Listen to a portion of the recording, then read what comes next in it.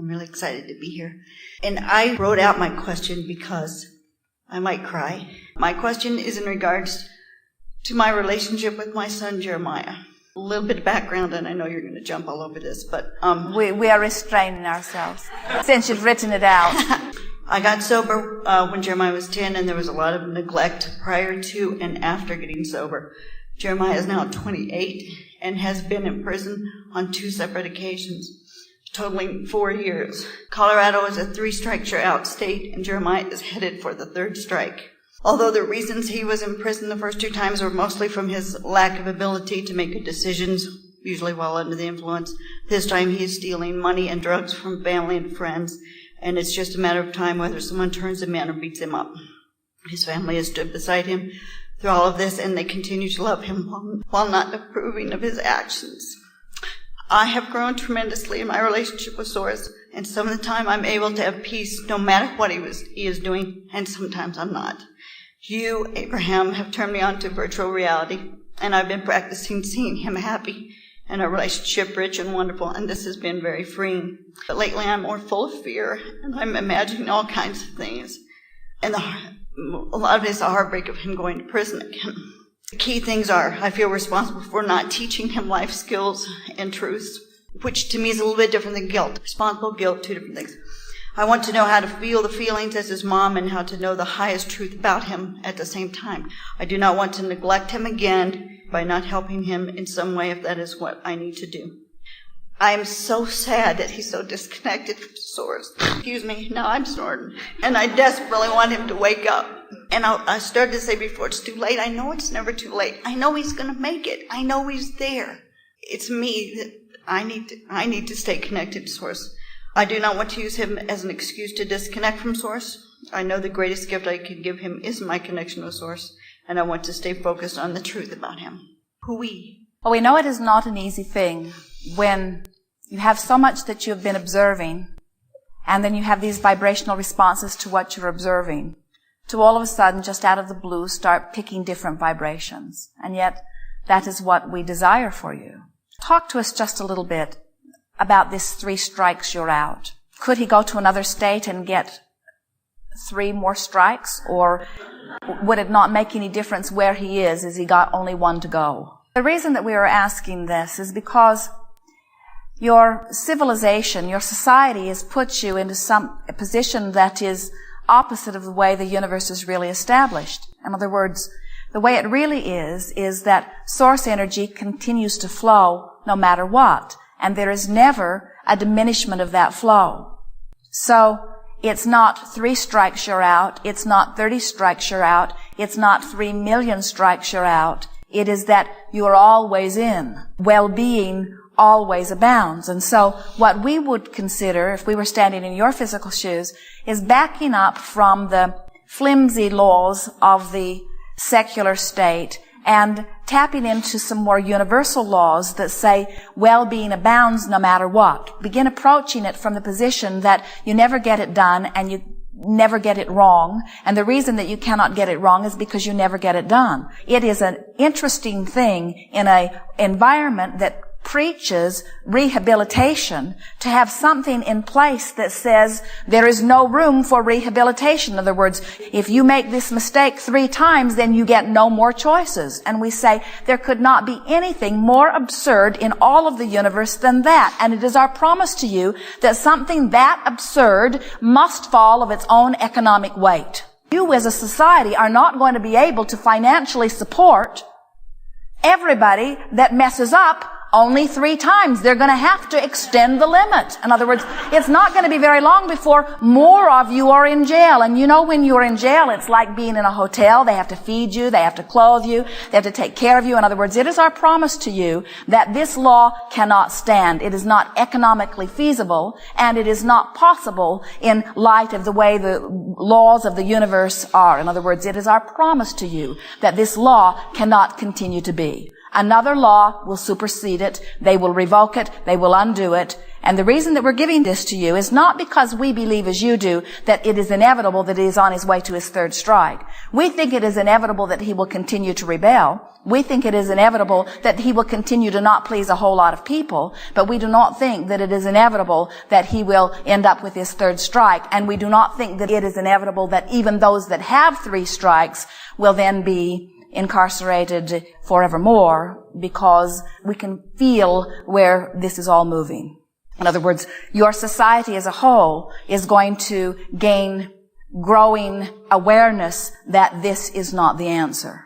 It is underfoot. So, does any of that make you feel better? Some, and that's a lot about the illusion of it or whatever. I think the core thing is I'm sad that he's disconnected. You have an option. You can focus upon the aspects of him that keep landing him in jail.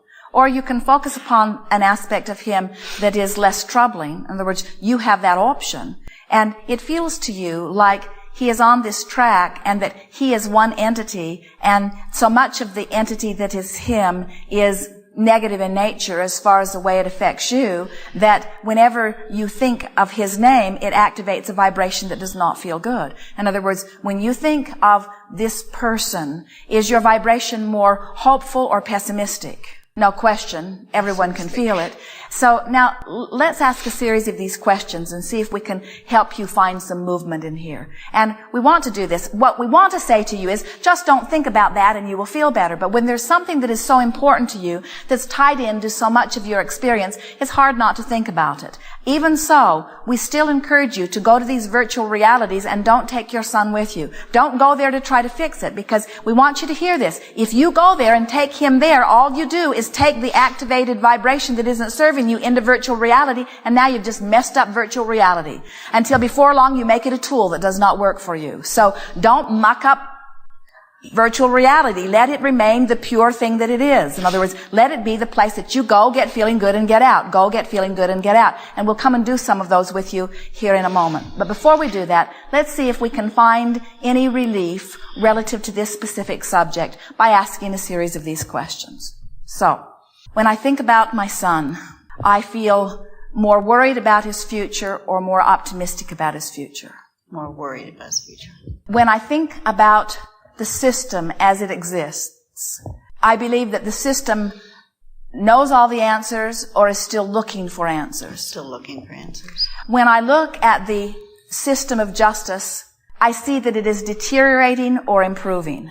Deteriorating. When I think of the future experience of my son, I see him moving toward more trouble or moving toward more freedom and joy. Toward more trouble. When I think about my relationship with my son, it brings me more joy or more. When I think about my life in general and my approach to deliberate creation or creating my own reality, I am more optimistic or pessimistic. Optimistic. When I think about many subjects in my life, I can find myself finding joy easily, or joy comes hard on most subjects. Joy comes easily. When I realize that there are so many things that I can focus upon, the probability of me finding mostly joy is a great probability or a less probability. It's a great probability. When I find my footing, I discover that I can approach subjects that have formerly been troubling to me, and I find no movement in those energies, or I find in those energies. Some movement. It is my expectation that I can get so good at finding positive aspects and playing the game of virtual reality that I can achieve a dominant vibration of connection.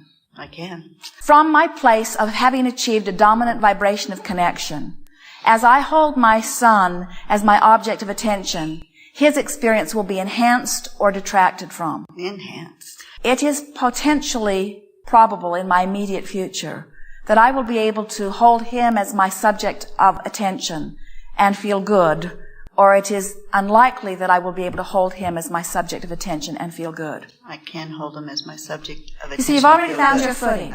We distracted you from the specifics that were keeping you from finding your footing. We guided you towards subjects where we knew you would find your footing, and now we're taking you back to the subject where you couldn't find your footing, and you've still got your footing. Isn't that interesting? Mm-hmm. In other words, your angst is gone, your pain is gone. He feels like a different person to you right now, doesn't he? Yes. So now we have some more questions for you. It is inevitable that he will find 3 strikes. It is possible that he maybe have gone as far as he needed to go in that. Possible. It is, isn't it? In other words, you mean that too, don't you? But you've shifted dramatically. Do you know that your interaction with him now, even if you don't see him or speak with him, you have benefited him just by holding him as your object of attention and finding your balance. You came back into alignment. And we have to say to you, there is never a desire that we have ever felt within any human that is stronger than the rocket of desire that you have about this one. And now you're in alignment. Do you know what that means? 3 strikes. Irrelevant, isn't it, you see? And so now your government can do what it wants. Oh, let's take that a little further. What society decides is irrelevant to what any of us actually experience, true or false. Here's another way of saying it. Everybody that's ever broken a law is in jail. Every mighty criminal that is out there really doing a lot of wrong things has been apprehended and arrested and is incarcerated. So my son has some leeway going on here. In other words, we don't want you to push against the system, even though the system stinks. We don't want you to push against your son, even though he could make different choices. We don't want you to push against yourself, even though you could have made different decisions. All we want you to do is stand right here and now, ask yourself the question to which you know the answer, and you know the answer is going to be a good feeling answer, and watch how good your life becomes, and watch the benefit that it is to everyone else.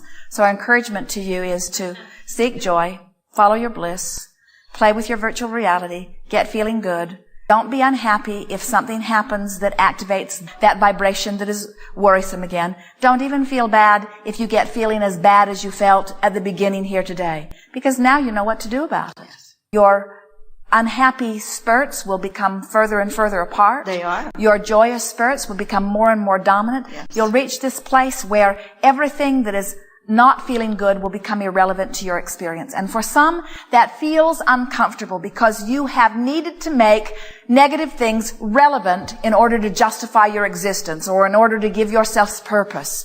And what you're beginning to understand is that it does not work. We want to tell you, those that already have 3 strikes are not those that you wanted to be incarcerated. They are the ones that were most worried about being incarcerated. In other words, the true defiant ones that don't give a rip about what society thinks, they're not getting caught. In other words, they're living their life. They've got their vibration going. They know they're all right. It's only those that are worried. It's only those who don't want to break any laws, that are worried that they will get caught. Those are the ones that keep getting caught, you see. And so the less thought that you give, the less thought you activate, the less influential activation goes on with you. In other words, it just gets better. You hear people say, don't give it another thought. Don't give it another thought. Thank you. But it's not a problem if you do give it another thought. Because if you do give it another thought, then you can give it another thought. You get the sense? Yes. Good. I'm very thankful for this relationship because it has actually forced me into finding that my connection with Source. There are times that I am... But we don't disagree with any of that, but we want to stop you here for just a moment, because what happens when you go there, when you take something that when it's activated, it usually doesn't feel very good, and then you try to turn it into a good thing. In other words, this challenge or adversity was a good thing because, and we're the first to agree, a lot of good clarity comes out of those kinds of situations, but it still mucks up your virtual reality.